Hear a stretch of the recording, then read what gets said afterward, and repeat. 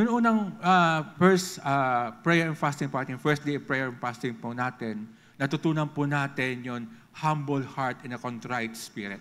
Na talagang kailangan ikaw ay basag. Kamukha ng babae yung babae na lumapit sa Panginoon, binasag yung pabango. At ito ay, sabi nga po sa preaching, ito po ay simbolo ng lahat ng kanyang kabuhayan. Contrite heart, ibig sabihin, talagang bagbag na damdamin. Na talagang kinamumuhian natin at kinaayawan natin ang kasalanan at nababagbag tayo pag tayo ay nagbibigay ng kalungkutan sa Panginoon. Yung first day po is more on personal revival. Diba? Kumbaga talagang kailangan ikaw mismo ma-revive ka. Talagang ikaw mismo talagang mabuhay ka. Ikaw mismo, alam niyo po kasi ang revival, sa wikang Tagalog po kasi ay pagpukaw. Pero hindi natin ito ginagamit ginagamit po natin ay paggising, makapangyarihan ang pagkilos ng Panginoon. Pero ang revival sa wikang Tagalog po, ito ay pagpukaw. Ito po talaga ay paggising sa nahihimlay na atin pong espiritu. Diba, na ating espiritu. Kaya ito po ay tinatawag na revival. Yung second day po kahapon, yung prayer and fasting po natin ay pursuit of priesthood. Na kung saan lahat po tayo ay tinawag na maging pari ng Panginoon. Wala ni isa man sa atin na hindi pwede maging pari. Bakit po? Ang pari po ay mediator ng Diyos sa tao. Kaya nga po, natutunan po natin na ang platform po para maging ang access po natin sa tinatawag na revival ay walang iba kundi yun ating pong platform ay ang pagsamba natin sa Panginoon at yung ating pong prayer intercession na tayo po ay nag-i-intercede para magkaroon ng revival. Pag walang mananalangin, pag walang sumasamba sa Diyos, walang revival na mangyayari. Diba? Kaya nga po, importante na meron sumasamba sa Diyos. Importante na meron sumusunod sa Diyos. Importante na meron tumatayo para sa Diyos at sa tao para magkaroon ng revival. Yun yung natutunan natin po kahapon. At ngayon pong gabi, nais ko pong magbigay ng mensahe patungkol po sa fruit of revival. O sa wikang Tagalog, katunayan ng revival. Bakit nilalagay ng Diyos sa akin tong proof of revival? Kasi kung mababasa po natin ng Psalms 85 verse 6. Actually, ang ating pong teksto ay ang buong chapter ng Psalms 85. Pero ang key verse po natin ay dito po sa verse 6. Kaya basahin po natin to yung Psalms 85 verse 6 ng sabay-sabay. Ready? 1, 2, 3. Will you not revive us again that your people may rejoice in you? Ulitin po natin. Talagang naghapunan na tayo, kumain na tayo ng almusal, tanghalian, kahit imaginary pa lang, di ba? Basta importante talagang basahin natin yung salita ng Panginoon na may kapangyarihan, may impact. Ba? Yung naririnig talaga ng Diyos na talagang naniniwala tayo sa kanyang salita. Ready? 1, 2, 3. Will you not revive us again that your people may rejoice in you? Diba? Will you not revive us again? Will you not revive us again? Hindi mo ba kami muling bubuhayin? Hindi mo ba kami muling pupukawin, Panginoon, para ang iyong mga anak ay muling magalak sa iyo? Tandaan po natin, ang revival, ito po ang nais ng Diyos sa atin. Kaya nga po kung makikita po natin sa Matthew chapter 6, verse 9 to 10. Pag-aralan po natin ito, i-reviewin lang po natin yung Matthew chapter 6, verse 9 to 10. Ang sabi ng Panginoon dito sa Matthew chapter 6, verse 9 to 10. Basahin po natin sabay-sabay. Ready? 1, 2, 3. Our Father in heaven, hallowed be your name. Your kingdom come. Your will be done on earth as it is in heaven. Ang nais ng Diyos, ang pangarap ng Diyos, ang gusto ng Diyos na ang mundong ito ay maging langit. Kaya nga nilikha niya si Adan at saka si Eva dito sa mundong ito dahil nais ng Diyos na maging extension ng langit ang mundong ito. Diba? Na kung ano ang nangyayari sa langit, dapat ito ang nangyayari dito sa atin sa lupa. Kaya nga, yung buhay sa langit, yung buhay na meron sa langit, dapat yun ang buhay na nangyayari dito sa ibabaw ng lupa. Kaya nga sabi doon sa verse 10, your kingdom come, your will be done on earth as it is in heaven. On earth. Kasi ang kalooban ng Diyos ay hindi na kailangan maganap sa langit sapagkat nadudoon na ang kanyang kalooban. Ang kalooban ng Diyos ay dapat maganap dito sa lupa dahil ito ang kanyang nais sakupin. Ito ang nais niyang i-conquer. Ito ang nais niyang maging extension ng kanyang kaharian, ang lupa. Kaya nga ang nais niya, lahat ng kanyang mga anak ay magkaroon ng revival ng buhay. Mapukaw ang lahat ng kanyang mga anak. Hindi lamang mga pastor, hindi lamang mga leaders, hindi lamang mga elders, hindi lamang mga workers, hindi lamang mga missionary, kundi lahat ng believers ay mabuhay ng talagang buhay na kamukha sa langit. Yun ang nais ng Diyos. Yun ang kalooban ng Diyos. At yun talaga ang minimiti ng Diyos sa sanlibutan. Diba? Kaya nga sa prayer, ang unang-unang itinuro sa atin, your kingdom come, your will be done on earth as it is in heaven. Yun ang unang-unang tinuro ng Panginoon Jesucristo kasi nga, yun ang revival. Kaya siya kaya siya nagkatawang tao, mga kapatid, mga minamahal. Kaya nagkatawang tao ang Diyos. Hindi dahil sa gusto niya lang magkatawang tao. Nagkatawang tao siya para ang lahat ng nangyayari sa kanyang kaharian, mangyari sa sangkatauhan. Diba? Mangyari sa sangkatauhan. Kasi kung mananatili siya sa kanyang kaharian at siya lamang ang Diyos, ang sangkatauhan ay mananatiling patay. Mananatili bulok, mananatili walang direksyon, kurap ang mundo. Kaya nga nagkatawang tao siya para ang tao ay muling mabuhay. Dahil ang tao ay pinasok ng kasalanan, kaya tayo ay kailangan muling mabuhay.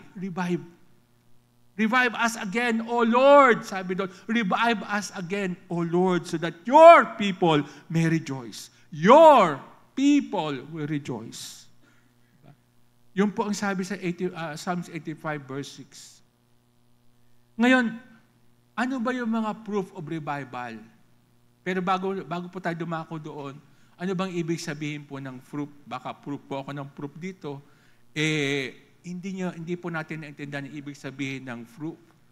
Ang proof po is, kung babasahin, ang ibig sabihin po ng proof is anything that convincingly show something is true or valid. Ano man bagay na nagpapatunay ng isang bagay ay totoo at kapani-paniwala.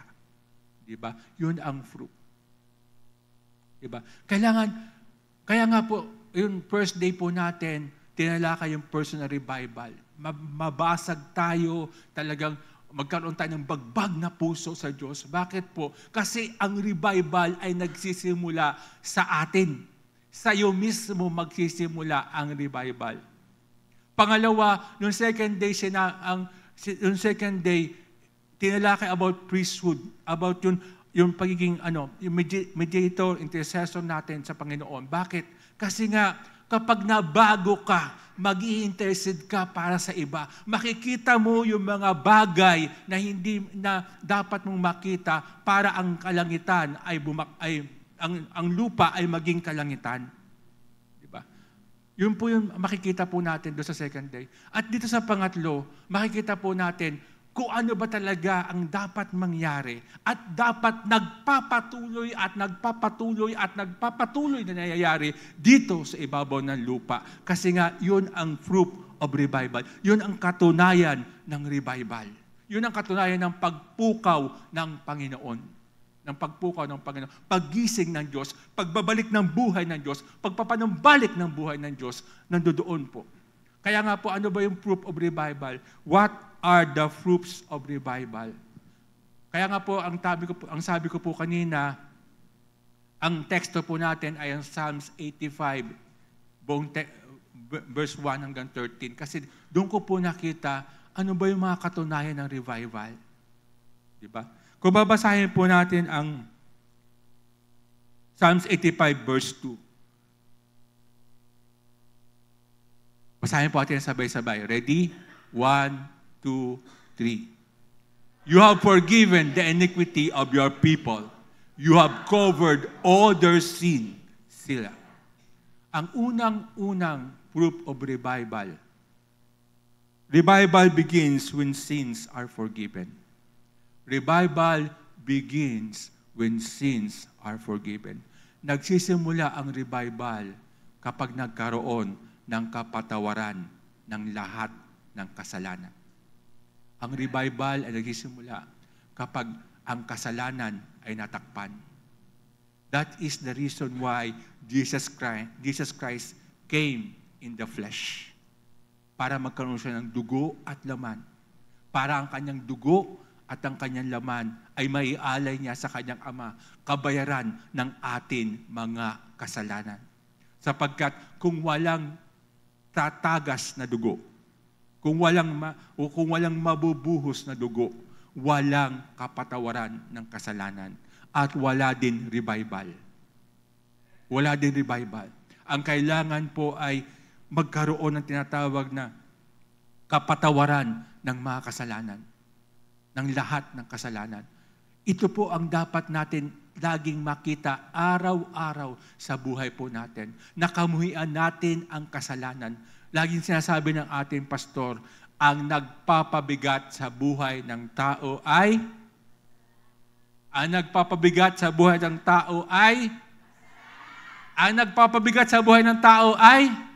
kasalanan. Ang nagpapabigat sa buhay ng tao ay kasalanan. At para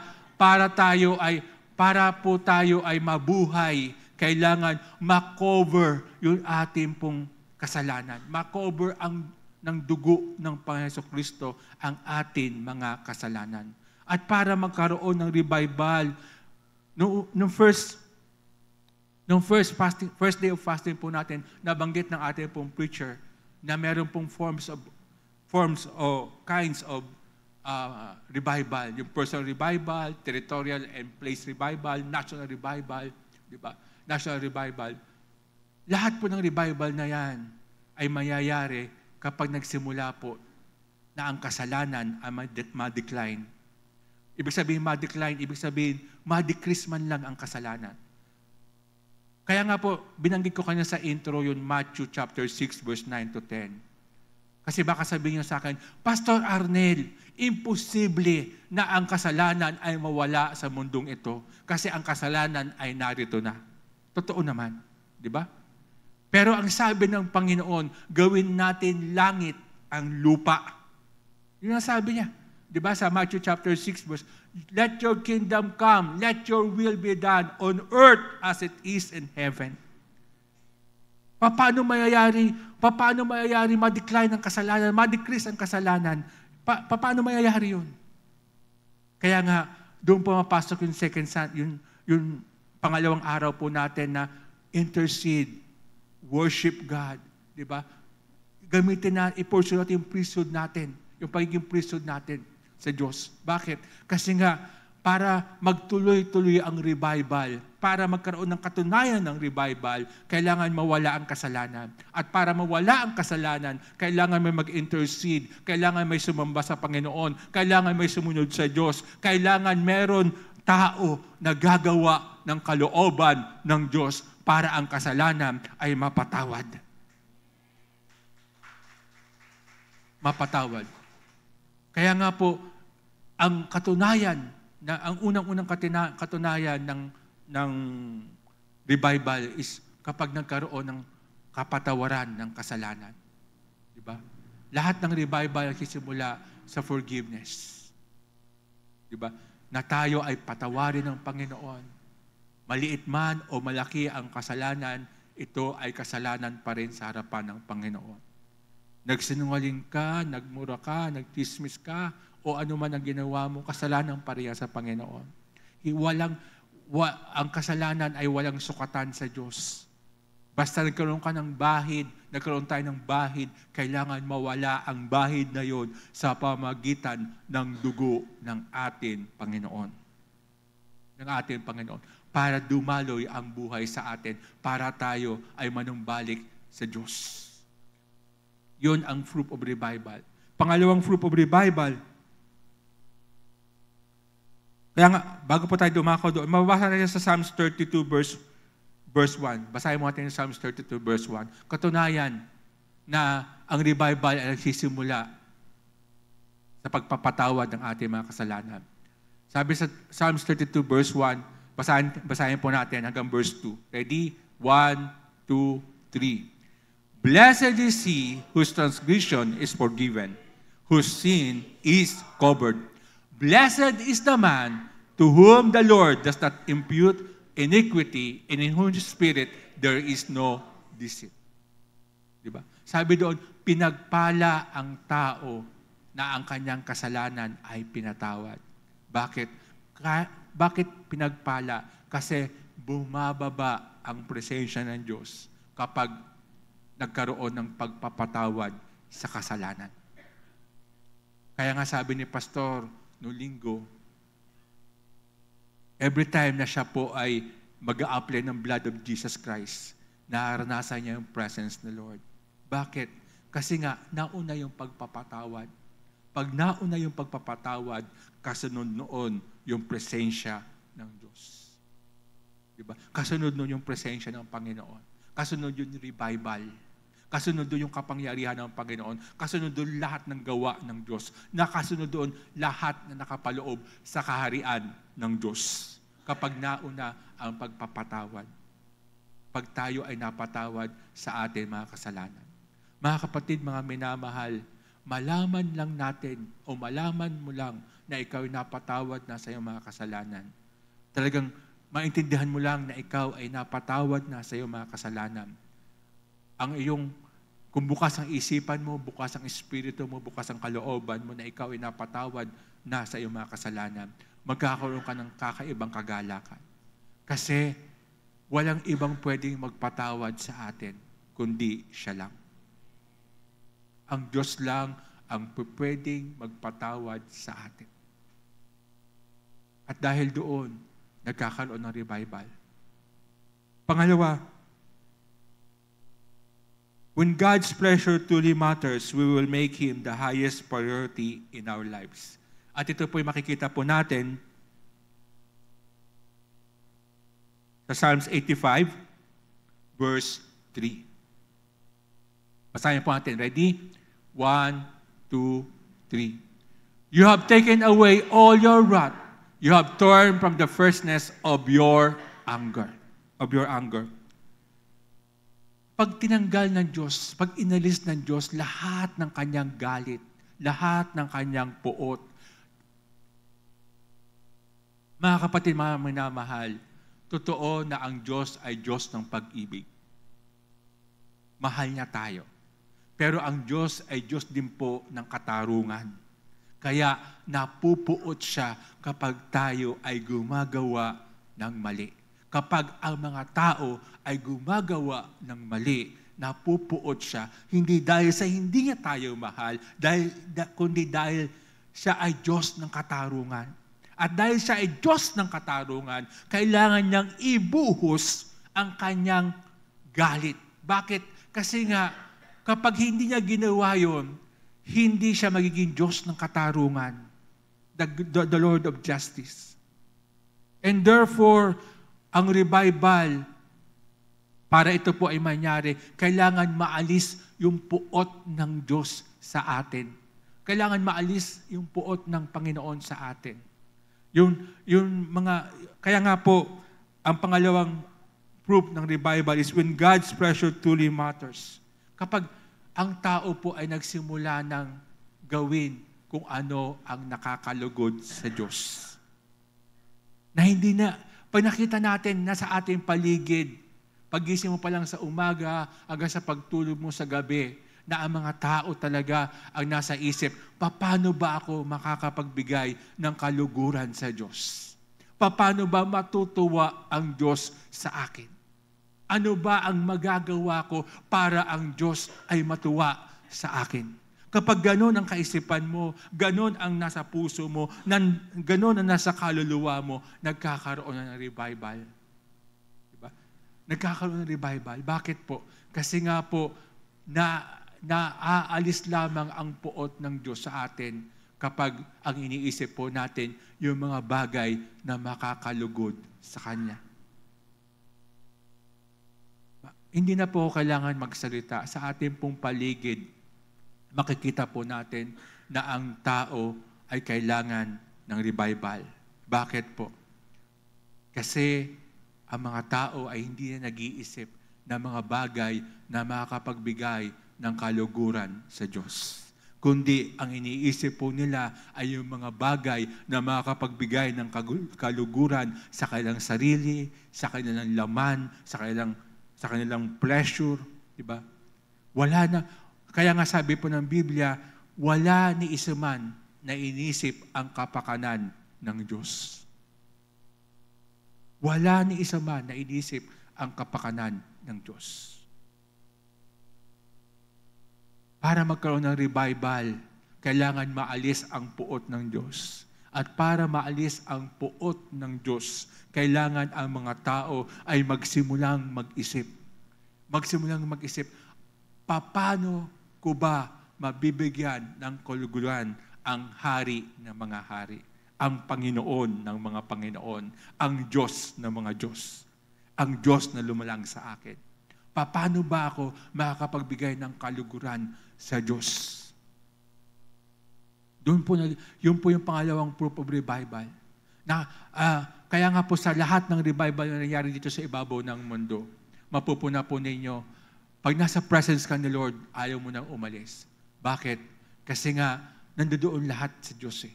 At pag nandoon lahat sa Diyos, ang iisipin mo na lang lahat ng mga bagay na makakapagbigay ng kaluguran sa Kanya. At yun po ang nangyayari sa langit, mga kapatid. Ang nangyayari sa langit, hindi iniisip ng mga anghel, kung ano ang kakainin po nila. Hindi iniisip ng mga anghel kung anong pambayad sa kuryente, sa tubig. Hindi iniisip ng mga anghel kung ano ang kanilang gagawin dun sa araw-araw. Bakit?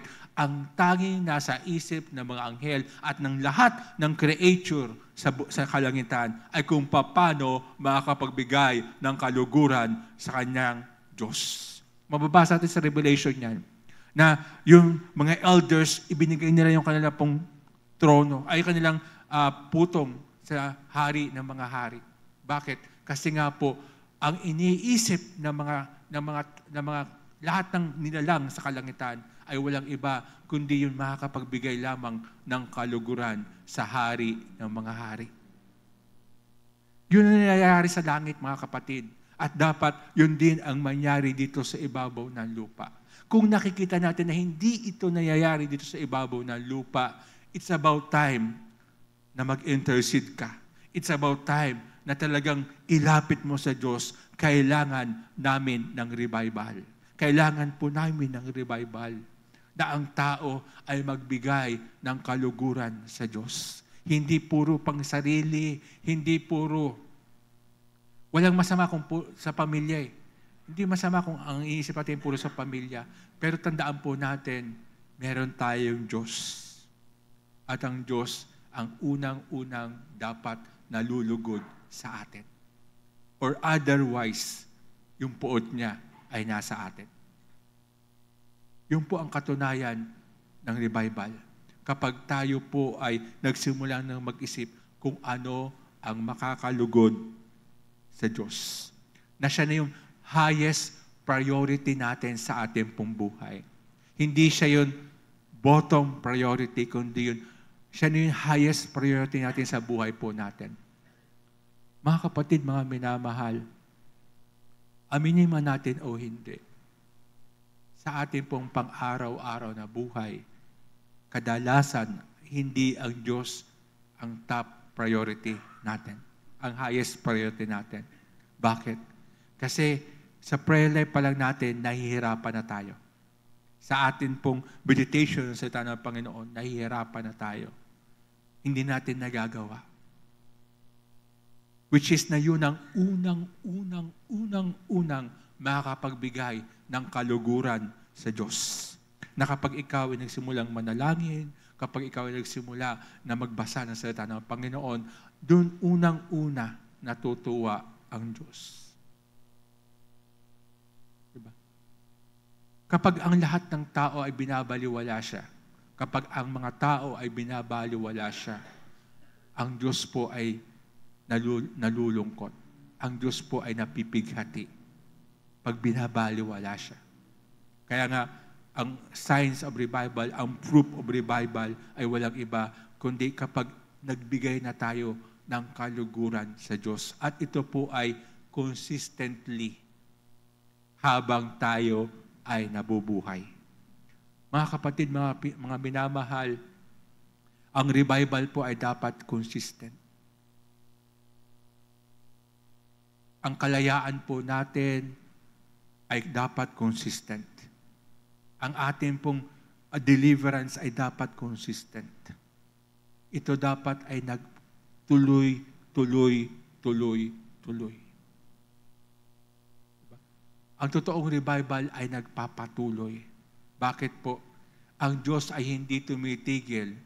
Therefore, ang kanyang gawa ay hindi titigil. At ang lahat ng kanyang maginawa na mabuting gawa ay hindi dapat tumigil. Diba? Hindi dapat tumigil. Diba? Dapat nagpapatuloy.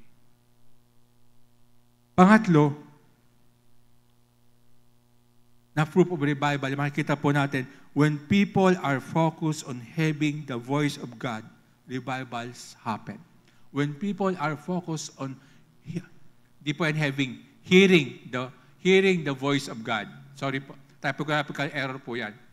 Hearing the voice of God. Maski ako, heavy na basa ko. Hearing the voice of God. When people are focused on hearing the voice of God. Yun. Ganito po. Ang signs of revival, kapag ang tao po ay talagang laging gustong makinig. Ang proof of revival po, ang katunayan ng revival, kapag ang tao po ay nagsimula ng makinig sa Diyos. Yung po ang proof of revival. Yung bang ang tao po ay gutom sa salita ng Diyos. Yung bang gusto niyang marinig, ano ba ang salita ng Diyos sa akin ngayon araw na to? Ano ba ang salita ng Diyos sa akin ngayon Sunday ito? Ano ba ang kapahayagan ng Diyos sa akin? Ang signs of revival po ay kapag tayo po ay natuto ng makinig sa Diyos. Reviewin po natin yung Mark chapter 12, verse 29 to 31. Nais ko lang po reviewin lang po natin. Yun. Alam ko po na alam nyo to. Yung greatest commandment. Di ba? Pero reviewin po natin mabuti. Sabi sa Mark chapter 12, verse 29, Jesus answered him, the first of all the commandment is, basahin po natin sabay-sabay. Ready? 1, 2, 3. Hear, O Israel, the Lord our God, the Lord is one. Anong unang-unang sinabi ng Panginoon Jesucristo? Hear. Makinig. Diba? Pero ang sinasabi natin, kadalasan, dalawa lang ang commandment ng Panginoon. Diba? Love the Lord your God with all your heart, with all your mind, with all your soul, and with all your strength. Diba? And then, pangalawa, love your neighbor as you love yourself. Pero kung babasahin natin ang salita ng Panginoon, ang unang-unang sinabi ng Diyos is hear. Hear, O Israel. At ito ay Pag sinabing Israel, ito ay bayan ng Diyos. And therefore, kapag Israel, ito po ay tumutungkol sa mga naglilingkod sa Diyos, sa mga believers, sa mga taong sumasampalataya sa Diyos. Ibig sabihin, ang unang-unang dapat mangyari as a proof of revival na tayo po ay nakikinig sa Diyos. Na talagang nais natin makinig sa Panginoon. Kaya nga, basahin natin yung verse 30. Pasinin po ninyo and you shall love the Lord your God with all your heart. And, ibig sabihin, kaya may and, kasi kaduktong yon nun nauna, nung verse 29. And then, basahin natin verse 31. And the second commandment. And the second commandment. Ibig sabihin, kaya may and, ang kaduktong noon ay yun first, yun nauna, yung 30, verse 30. Di ba? Verse 30. At yung verse 30 ay may end din. Ibig sabihin, ang unang-unang commandment ng Panginoon na dapat natin tandaan, tayo ay makinig. Here, ang signs of revival, ang proof of revival ay nagsisimula kapag ang tao ay natuto ng makinig. Kapag tayo po ay nakikinig na. Na pag pumunta ka sa gawain ng Panginoon, hindi ka lamang pupunta sa gawain ng Panginoon dahil gusto mo lang, kundi ikaw ay uhaw na uhaw at gutom na gutom sa Diyos mismo. Nais mo na siya ay mapakinggan. Pag pumasok ka sa prayer closet mo, sa prayer room mo, pumasok ka sa lugar ng panalangin mo, pag pumasok ka sa secret place mo, hindi ka lamang basta mananalangin, kundi nais mo na mapakinggan kung ano ang sasabihin niya sa iyo. Yun yung revival. Kapag ang puso po natin ay handa nang makinig sa Diyos. Kapag ang tenga natin ay handa nang makinig sa Diyos. Kapag tayo po ay may oras nang makinig sa Diyos, nangyayari na ang revival. Diba? Yun na yun, fruit of revival. At ito ay dapat nagpapatuloy at nagpapatuloy at nagpapatuloy at nagpapatuloy. Hindi tumitigil ang pakikinig natin sa Diyos. Dahil araw-araw may sinasabi ang Diyos sa atin. May sinasabi ang Diyos sa iyo. Yun yung fruit of revival. Pang-apat,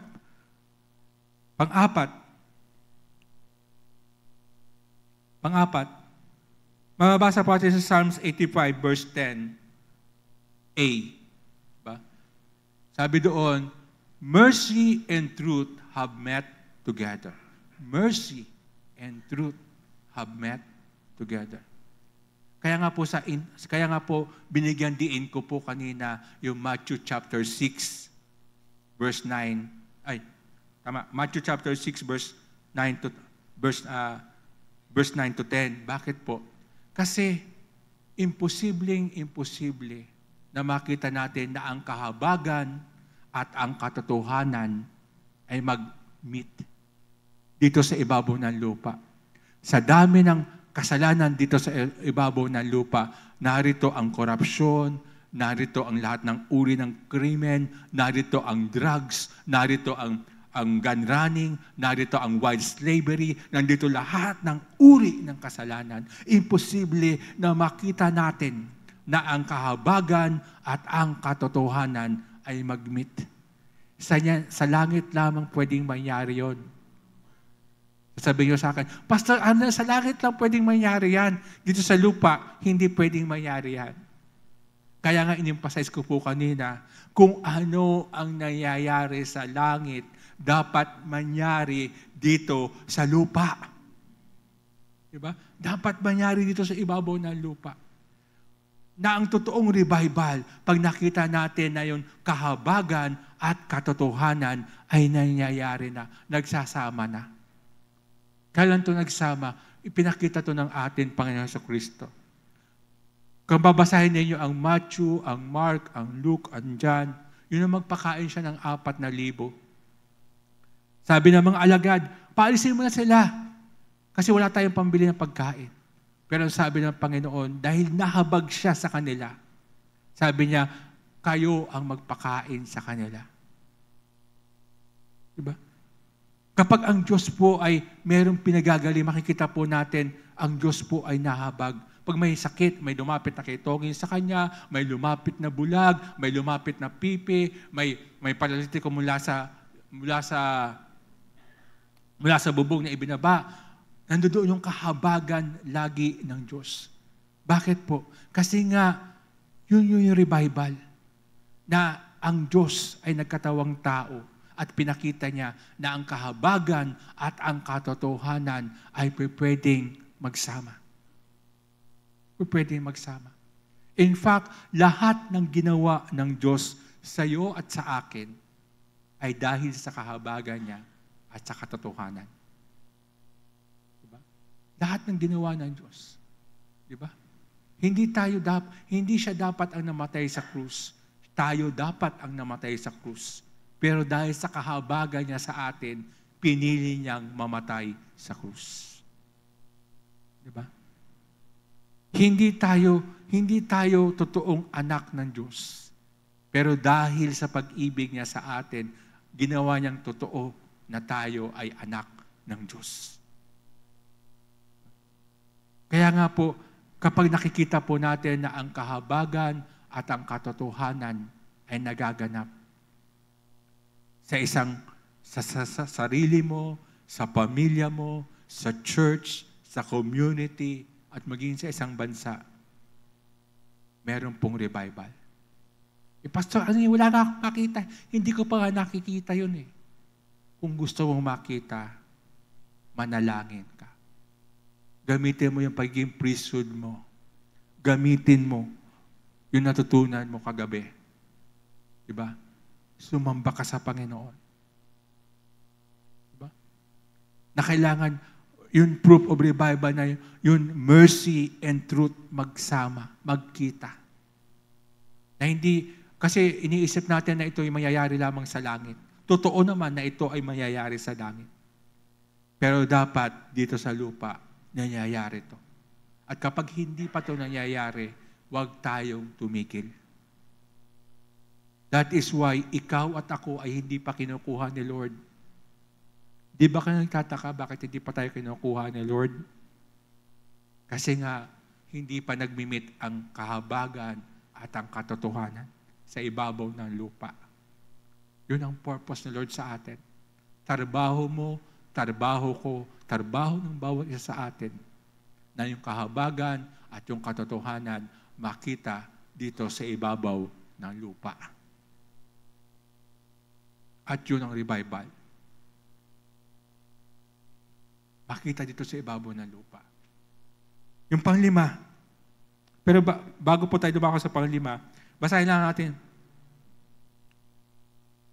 Sige po, okay na po. Nabasa na pala po natin kanina. Panglima po, mababasa po natin yung Psalms 85 verse 10b. 10b. Yung panglimang proof of revival. Sabi po doon, righteousness and peace have kiss. Diba? Ito na naman. Pastor Arnel, ang katwiran at ang kapayapaan ay hindi ko nakikita dito sa ibabaw ng lupa. Sa totoo lang, corruption na nakikita ko rito eh. Hindi katwiran. Diba? Corruption na nakikita ko. Pagbukas ko ng radyo, pagbukas ko ng TV, pagbukas ko ng Facebook, at pagbukas ko ng ano-anong mga media account, puro mga kasalanan ang nakikita ko. Puro pang-agarbyado, puro injustice, walang katwiran, walang kapayapaan akong nakikita. Mababalitaan ko puro mga gera ng ganitong bansa, sa kapwa bansa. Diba? Kumbaga, yung nangyayari sa ibabaw ng lupa ay taliwas sa nais ng Diyos. Taliwas sa kalooban ng Panginoon. And therefore, kailangan natin ng revival. Kung hindi natin nakikita na ang katwiran at ang kapayapaan ay Sabi nga po dyan, kung tatagalogin natin, naghahalikan. Ibig sabihin naghahalikan, kumbaga, very sweet. Di ba? Yung bang talagang very sweet ang kanila pong blending. Di ba? Na ang katwiran at ang kapayapaan. Natural naman po kasi, na kapag meron pong katwiran, nandoon po ang kapayapaan. Pag meron pong kaguluhan, pag meron pong disorder, meron pong tinatawag na chaos o kaguluhan talaga. Di ba? Pag may disorder, pero pag meron pong disorder, nandoon po lagi yung kaguluhan. Kaya nga po, para ang signs o ang proof of revival is panakita po natin yung katwiran at yung kapayapaan. Talagang nakikita po natin dito sa ibabaw ng lupa. Na tayo, ang mga tao, pag may nagkasala sa Kanya, nagpapatawad. Hindi hirap ang taong magpatawad. Bakit? Kasi nandun yung katwiran Nandun yung kapayapaan. Na ang tao kapag ginawa ng masama, hindi gumaganti. Kundi ang tao po ay naghihilis ng blessing. Pagpalain ka ng Panginoon, kapatid. Pagpalain ka ng Panginoon, Brad, kaginawan mo ko ng masama. Pwede bang mangyari yun? Sabi ko na. Pwede bang mangyari yun sa ibabaw ng lupa yun, mga kapatid? Na kapag ikaw ay ninakawan, hindi ka na, kumbaga ninakawan ka, hindi kayo para bang galit na galit at gusto mo magwala dahil ninakawan ka. Kundi talaga makita sa iyo na chill ka pa rin, payapa ka pa rin. Bakit? Kasi hindi gamit lang na wala sa iyo, hindi buhay. Diba? Hindi buhay. Diba? Pwede ba mangyari yun? Pwede. Kaso nga lang, hindi tayo na-revive Kailangan natin talagang magkaroon ng fruit of revival. Diba? Makita natin yung katwiran at yung kapayapaan nagsasama talaga. Na kapag ang isang driver pumunta sa gitna ng daan at may nag-cut sa kanya, diba? Hindi na sila bababa. Anong gusto mo? Ano? Diba? Makikita mo na lang, hindi, sige Brad, okay na. Ano? Diba? Pwede ba mangyari yun? Diba? Mga kapatid, mga minamahal, tumingin kayo sa iyong paligid. Tingnan niyo ang iyong sarili, tingnan niyo ang iyong pamilya, tingnan niyo ang church, tingnan niyo ang community, tingnan niyo ang ating bansa. Kung talagang ito, nangyayari na ang revival, magpasalamat tayo sa Panginoon.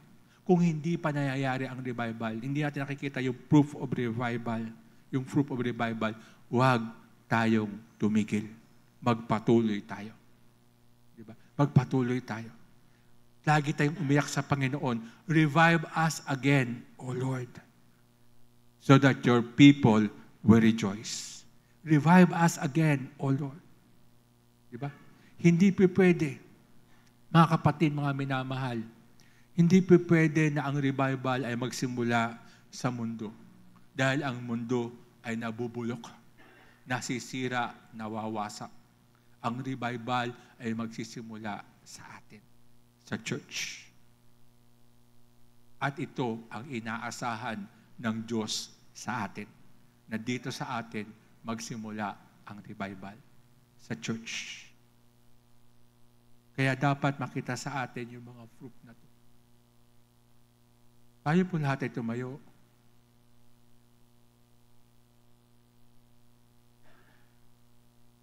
Mga kapatid, mga minamahal, we pray and fast for 3 days. First day, second day, and third day.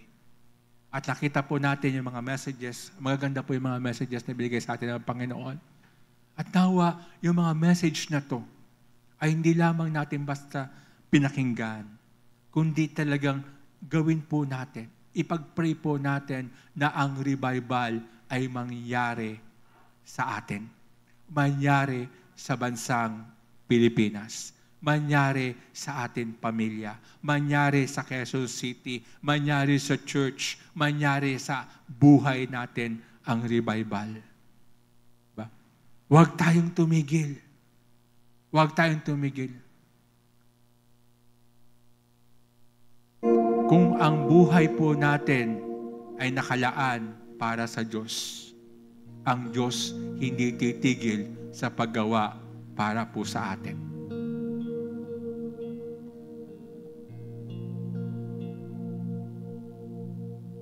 Hallelujah.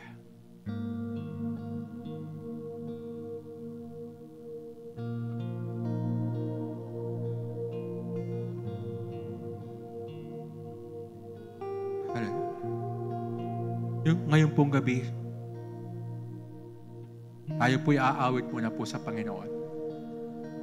Siya sa atin po muna natin ang ating pong sarili, siya sa atin po natin ang ating pong buhay. Noong unang gabi, ang tinalakay is about personal revival. Napukaw ka na, kapatid. Kung baga nagising na ang espiritu mo, ang kaluluwa mo, na kailangan mo ang Diyos. Kailangan mo magpakumbaba sa Diyos at lumapit sa Diyos.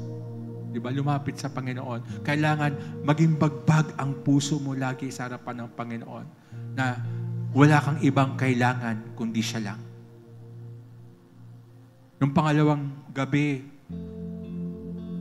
pinakita sa'yo, paano mo ba gagamitin ang pagiging prayer intercessor mo, ang pagsamba mo sa Panginoon. Paano mo magagamit ang panalangin, ang pagsamba sa Diyos para sa revival. At ngayong gabi, ipinakita sa'yo, ano ba yung mga katunayan ng revival? Kung makikita mo magmula sa salita ng Panginoon na ang revival ay hindi pa totoong nangyayari, huwag tayong tumigil. Huwag tayong manghina. Huwag tayong mag-faint na tumigil sa gawain ng Panginoon. Talagang gawin natin, hingiin natin sa Panginoon, Lord, we need revival. We need revival. We need revival, oh God. We need revival. Kaya sa gabing ito, muli lumapit tayo sa Panginoon habang umaawit ang ating worship team. Habang tayo umaawit. Talaga makipag-usap tayo sa Panginoon. Lord, kailangan namin ng revival. Kailangan namin ng prueba na ang revival ay totoo. Na ang pagkilos mo, ang pagpukaw mo, ang panunumbalik mo, ang pagbibigay buhay mo ay totoo sa bawat isa sa amin. Hallelujah.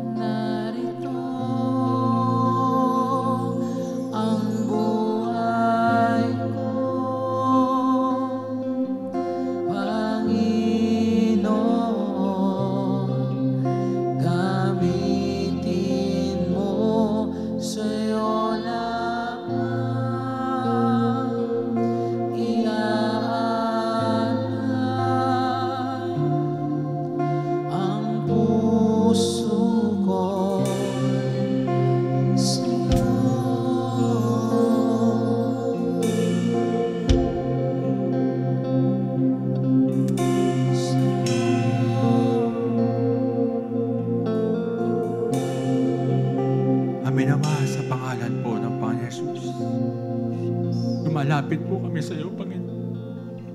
Ialapit po namin, Panginoon, na kami, Panginoon, ay magkaroon ng kapatawaran sa lahat ng aming mga kasalanan, Panginoon. Lord, tulungan mo kami magsisi, tumalikod, O God, hanapin ang iyong mukha, Panginoon.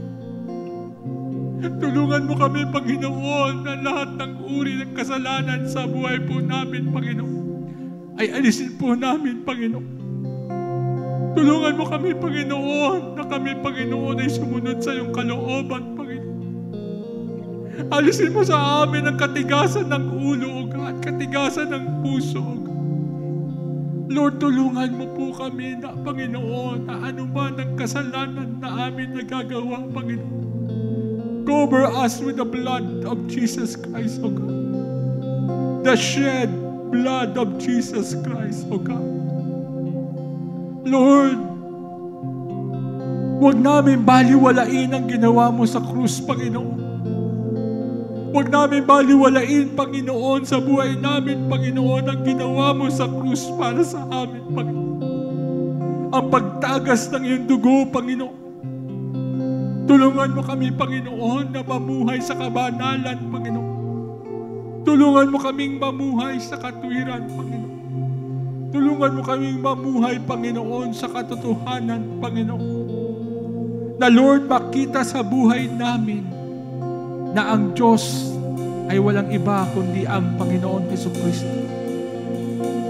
Kaya po lahat ng aming mga kasalanan, ang lahat ng kasalanan ng church na to, Panginoon, ang lahat ng kasalanan ng aming pamilya, O God, ang lahat ng kasalanan, Panginoon, ng aming pong syudad, Panginoon, at maging ang lahat ng kasalanan ng aming bayan, ng aming bansang Pilipinas, O God, patawarin mo po, Panginoon. Mahabag ka po, O God, sa amin, Panginoon. Kahabagan mo po kami, Panginoon. Mahabag ka po sa amin, Panginoon.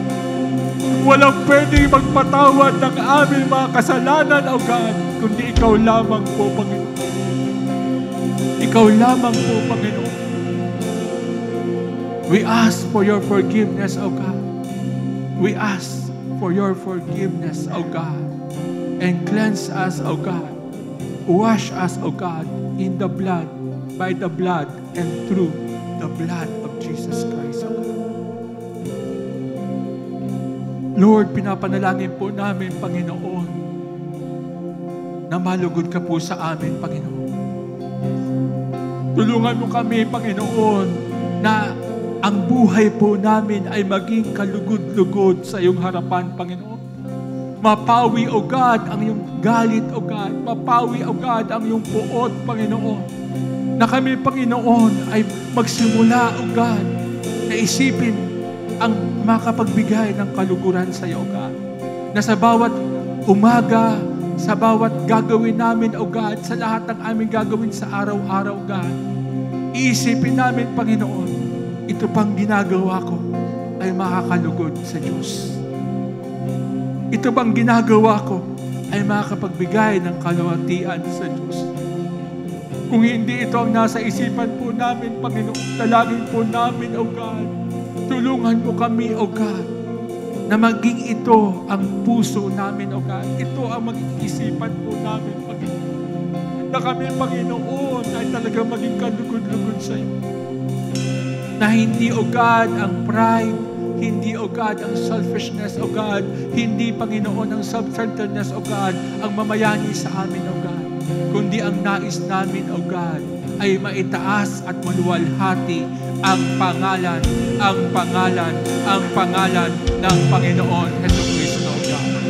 The name above all, the name of God, the name of Jesus Christ, O God.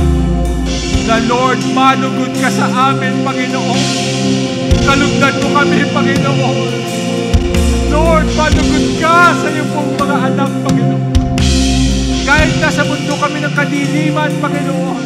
Kahit nasa mundo kami, O God, ng kasantakan, O God. Kahit nasa mundo kami ng korupsyon, Panginoon. Na iyong mga anak, Panginoon, ay manatiling kalugod-lugod, O God, sa iyong harapan, Panginoon. Manatili kami kalugod-lugod sa iyong harapan, O God.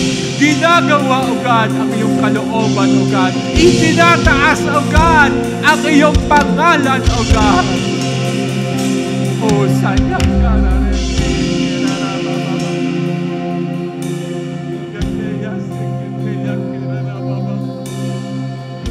Lord, hindi kami titigil, Panginoon. Hindi kami titigil, Panginoon. Hindi kami titigil, O God. Hindi namin nakikita, Panginoon, na sa aming paligid, O God, ang iniisip ng mga tao, O God, ay walang iba kundi Ikaw, Panginoon. Ang iniisip ng mga tao, Panginoon, ay ang mga bagay na maka-Diyos, O God, at hindi mga bagay na makasanlibutan, Panginoon. Lord, hindi kami titigil, Panginoon, na lumapit sa iyo, Panginoon, hanggat hindi namin nakikita, Panginoon, na ang lupa, O God, ay parang langit, Panginoon. Kaya po, Lord, humihingi kami sa iyo, O God. Revive us, O God, once again, O God. Revive your people, O God. Revive us again, O God. Revive your people, O God. Revive us again, O God. Oh, hallelujah. Lord, tulungan mo po kami, Panginoon, na yung katotohanan, Panginoon, yung katotohanan, O God, at yung kahabagan, Panginoon, ay makita po, Panginoon. Makita po, God, at ang kahabagan po, Panginoon, na Lord, makakita po kami, O God, na ang mga taong may sakit, Panginoon, dahil sa kahabagan mo, Panginoon, gumaling, Panginoon.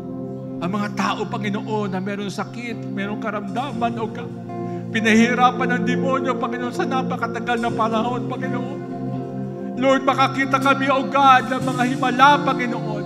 Dahil sa iyong kahabagan, Panginoon, makita po namin, O God, ang mga himala na ginagawa mo dito sa ibabaw ng lupa, O God. Na mga tao, Panginoon, ay nagkakaroon ng pagbabago, O God, ang buhay, O God. Ang mga ibang rehilyon, Panginoon, na hindi kumikilala sa iyo, O God, ay kumilala sa iyo, Panginoon. Ang mga tao, Panginoon, na sa lusak ng kasalanan, O God, ay tumalikod sa kasalanan at sumunod sa iyong kalooban, O God. Ang mga tao, Panginoon, na kung saan sila po, O God, ay bagbag, O God, ng napakaraming problema, napakaraming kabigatan, Panginoon. Dahil sa iyong kahabagan, O God, dahil sa katotohanan na nagmumula sa iyo, O God, ay maranasan, O God, ang kaginhawaan, O God. Lord, makita po, O God, ang kahabagan mo, Panginoon. Na Lord, ang mga tao, Panginoon, ay madaling magpatawad, Panginoon. Gano'n mang kabigat, gano'n mang katindi ang kasalanan na ginawa sa kanila, magkaroon ng pagpapatawad, Panginoon. Pakita namin, O God, na kahabagan, Panginoon, na nagmumula sa iyo, O God, ay nagmamanifest, Panginoon. Na Lord, kahit na, Panginoon, ang pinakamayamang na tao, Panginoon, ay magkaroon, O God, ng pagpapakumbaba sa iyong harapan, Panginoon. Lord, ito ang nais namin makita, Panginoon. Lord, makita namin, Panginoon, na yung mga tao, Panginoon, na walang pakialam sa kanyang kapwa, O God, ay magkaroon ng malasakit, Panginoon, sa kanyang kapwa, Panginoon. Lord, ito ang nais namin mangyari, Panginoon. Lord, revive us, O God. Revive us, O God. Na ang kahabagan, O God, ang katotohanan, Panginoon, mangyari, O God. Na sa aming gobyerno, Panginoon, mawala, O God, ang corruption, Panginoon. Mawala, O God, ang kasinungalingan, O God. Mawala, O God, ang pag-ibig sa salapi, Panginoon. Mawala, O God, ang kasakiman, O God. At magkaroon, O God, ng totoong pagmamalasakit, O God, sa sambayanan, O God. Lord, ito ang nais namin makita, Panginoon. Mahabag, O God, ang mga nasa gobyerno, O God, sa taong bayan, Panginoon. Magkaroon ng kahabagan ng mga nanungkulan sa aming pamahalaan, O God, na ang kanila pong katungkulan, O God, hindi po nila abusuhin, O God, kundi gamitin po nila, O God, para sa iyong kalwatian, O God. Para, Lord, makatulong, O God, sa mga taong nangailangan ng tulong, O God. Lord, ito ang nais namin makita, Panginoon. Lord, ang kahabagan at katotohanan, O God. Lord, nais namin makita, O God, ang katwiran at ang kapayapaan, Panginoon. Napakagulo ng daigdig, Panginoon. Napakagulo ng mundo, Panginoon. Ang nais namin makita, Panginoon, ang katwiran at ang kapayapaan, Panginoon. At hindi kami titigil, Panginoon. Hindi kami titigil na lumapit sa iyo, Panginoon. Hindi kami titigil, O God, na sabihin sa iyo, O God, na ikaw ang kailangan po namin, O God.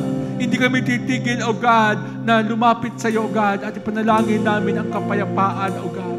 Kapayapaan ng bawat pamilya, O God. Kapayapaan, O God, ng bawat iglesia, O God. Kapayapaan ng aming bayan, O God, ng aming bansa. Kapayapaan, O God, sa buong sanlibutan, Panginoon. Lord, hindi po kami titigil, O God, sapagkat ito ang nais mo, Panginoon, na ang katwiran at ang kapayapaan, Panginoon, ay mamayani, Panginoon.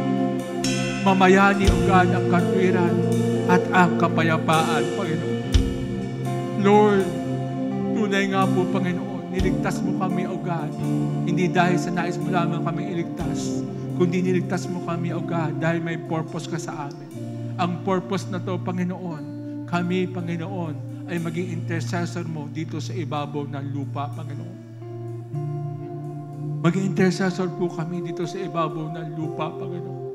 Na ano ang nakikita namin, O God, na nakasulat sa iyong salita na nangyayari sa langit, O God, ipanalangin namin sa iyo na mangyari dito sa ibabaw ng lupa, Panginoon.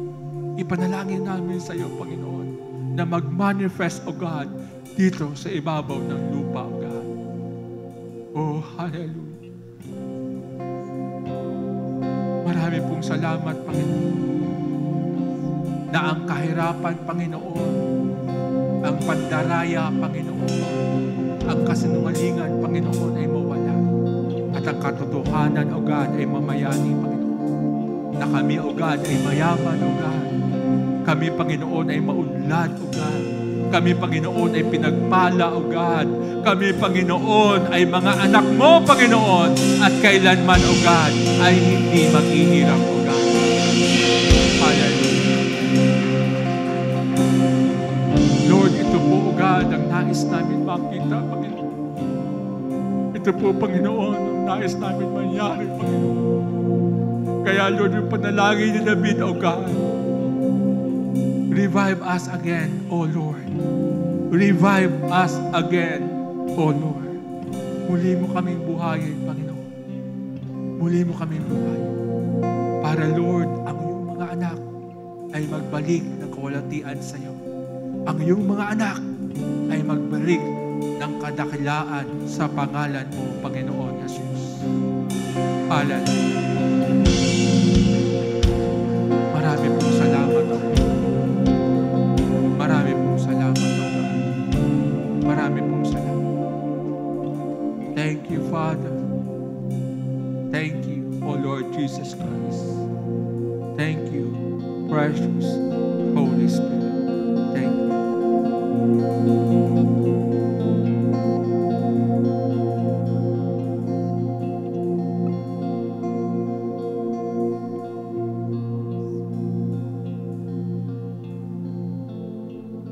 Maraming po salamat, Panginoon. Ang lahat ng kapurihan, ang lahat ng kadakilaan, ang lahat ng pagsamba ay binabalik po namin sa pangalan ng Panginoon Hesus Kristo. Amen and amen.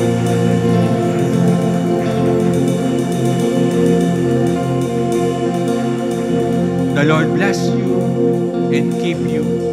The Lord's face shine upon you at pagpalain ka ng Panginoon every day ng buhay ninyo. In the name of Jesus Christ, I pray.